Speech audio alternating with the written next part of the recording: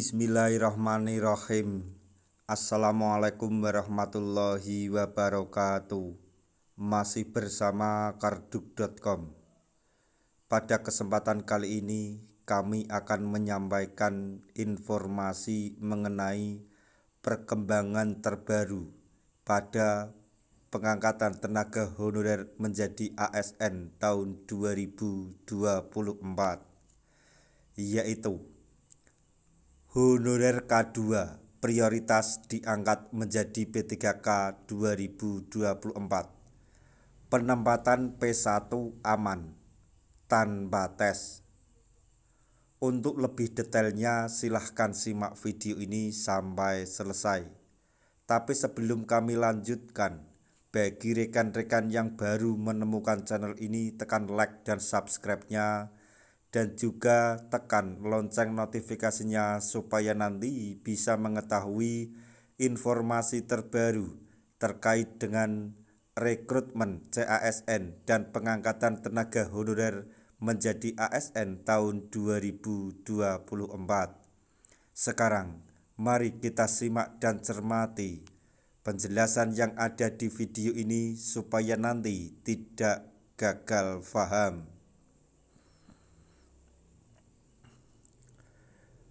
Honorer K2 diprioritaskan diangkat menjadi P3K 2024. Penempatan peserta prioritas 1 atau P1 pun aman. Pengurus Persatuan Pegawai Pemerintah dengan Perjanjian Kerja atau P3K Kalimantan Barat atau Kalbar, Irfan Syah mengaku lega karena pemerintah dan DPR RI bersepakat memprioritaskan honorer K2 dalam seleksi P3K 2024. Alhamdulillah, kawan-kawan honorer K2 yang tersisa akan diprioritaskan menjadi P3K. Kebijakan ini disampaikan oleh Komisi 2 DPR RI dan pejabat Kemenpan RB saat menerima aspirasi Forum ASN P3K dan honorer pada 5 Juli tahun 2024, kata Irfan Syah kepada jpnn.com pada hari Rabu tanggal 10 Juli 2024. Ex honorer K2 ini merasa lega karena rekan-rekannya yang tersisa mulai dari guru, teknis, dan tenaga kesehatan akan diprioritaskan diangkat menjadi ASN P3K. Begitu juga dengan honorer non K2 akan diangkat. Peserta P1 sementara dibuat regulasinya. Teman-teman guru P1 akan diatur penempatannya sesuai Dapodik, ucap beliau. Irfan Syah menambahkan, pihaknya sudah menyampaikan harapan kepada DPR RI dan Kemenpan RB agar honorer K2 segera diangkat karena banyak yang usianya hampir mendekati pensiun. Begitu juga dengan nasib ASN P3K, diharapkan ada regulasi turunan Undang-Undang Nomor 20 Tahun 2023 tentang aparatur sipil negara atau ASN segera disahkan. Ini agar P3K bisa menikmati hak-haknya secara lengkap. Beberapa teman kita ASN P3K sudah pensiun dan meninggal dunia. Mereka tidak mendapatkan apa-apa dari pemerintah dan undang-undang, ucap beliau. Irfan Syah mengaku lega karena sesuai penjelasan DPR RI dan Kemenpan RB, regulasi tentang pensiun P3K tengah digodok. Nantinya PNS dan P3K akan mendapatkan pensiun serta jaminan hari tua atau JHT.